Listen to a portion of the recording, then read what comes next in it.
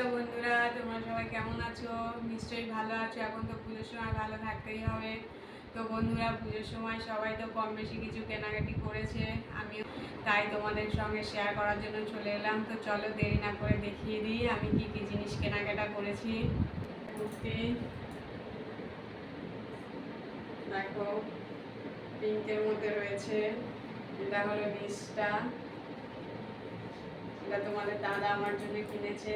কেমন আমার ননদ দিয়েছে। এটা হচ্ছে প্যান্ট, এটা ওড়না, আর এটা হচ্ছে বডিটা। আর এটা কুর্তিটা হলো এইটা। কালারটা কেমন হয়েছে জানাবে বন্ধুরা। কি শাড়ি নাম জানি না বন্ধুরা, তোমাদের দাদা নিয়ে এসেছে আমার জন্য। তোমাদের যদি কারো নাম জানা থাকে আমাকে জানিও প্লিজ। এটা পুরো কটনের, এটা প্যান্ট। আর এই যে এটা পিওর কটনের কুর্তিটা, এটা আমি কিনেছি পছন্দ করে। কেমন হয়েছে কালারগুলো বন্ধুরা তোমরা কমেন্ট করে জানিও প্লিজ। দেখো এই সামনেটা এই যে একটু লেস দেওয়া রয়েছে, নিচটাও এই যে লেস দেওয়া রয়েছে, এটাও কটনের বন্ধুরা। পুজোতে শুধু শাড়ি আর কুর্তি পরলে কি হয়? নতুন নাইটি পরে বাড়িতে থাকলে তবে তো মনে হবে যে পুজো পুজো ভাব একটা।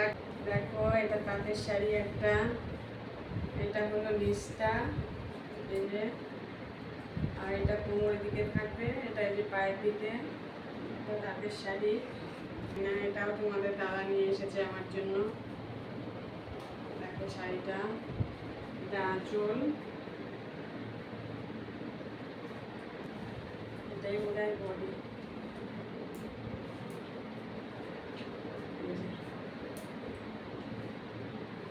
এটা ব্লাউজ নিয়ে এসেছি, পিছনে লটকান দেওয়া আছে।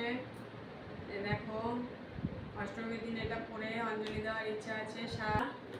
আমার কেনাকাটি কেমন হয়েছে সেটা তোমরা কমেন্ট করে জানাবে। আর ভিডিওটা ভালো লাগলে লাইক কমেন্ট করো প্লিজ, আর আমার পাশে থেকো।